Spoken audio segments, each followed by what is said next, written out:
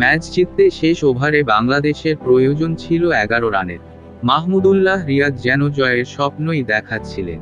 প্রথম 2 বলে 4 রান আসায় শেষ 4 বলে প্রয়োজন হয় 7 রানের।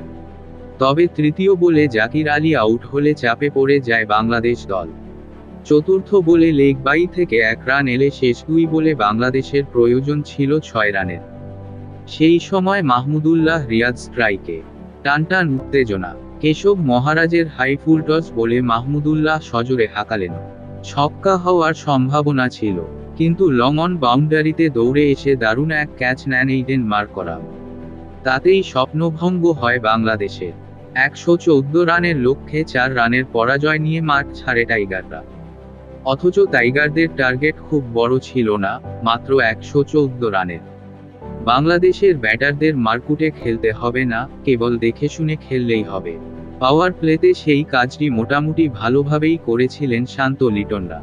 ওপেনার তানজিদ হাসান তামিম 2 বাউন্ডারিতে 9 বলে 9 রান করে কাগিসো রাবাদার বেরিয়ে যাওয়া বলে ড্রাইভ খেলে উইকেটরক্ষকের ক্যাচ হন। এরপর পাওয়ার প্লে দেখে শুনে কাটিয়ে দিয়েছিলেন নাজমুল হোসেন শান্ত আর লিটন দাস। পাওয়ার প্লের 6 ওভারে 1 উইকেট হারিয়ে 29 রান তোলে বাংলাদেশ। কিন্তু এরপর টানা 2 ওভারে 2 উইকেট হারিয়ে চাপে পড়েছে টাইগাররা। সপ্তম ওভারে এসে লিটন বাজে শট খেলে আউট হয়েছেন। কেশব মহারাজের ঘূর্ণিতে এক্সট্রা কভারে ক্যাচ তুলে দেন তিনি, 13 বলে করেন 9 রান। পরের ওভারে এনরিক নরকিয়াকে হুক করতে গিয়ে মিড উইকেট ক্যাচ তুলে দেন সাকিব আল হাসান। বিশ্বসেরা অলরাউন্ডার 4 বলে করেন 3 রান। অধিনায়ক শান্ত দায়িত্ব নিয়ে খেলছিলেন, কিন্তু শেষ পর্যন্ত তিনিও উইকেট উপহার দিয়ে এসেছেন। নরকিয়ার শিকার হওয়ার আগে 23 বল খেলে 1 ছক্কায় 14 রান করেন তিনি।